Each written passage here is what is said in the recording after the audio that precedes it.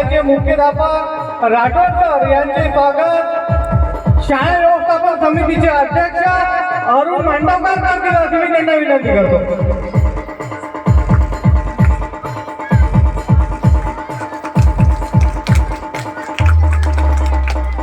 यानंतर आपल्या शाळेला एक चांगले शिक्षक म्हणून लाभलेले आडेकर यांचे स्वागत उपसरपंच भानुभाऊ कारवार करतील अशी मी त्यांना विनंती करतो.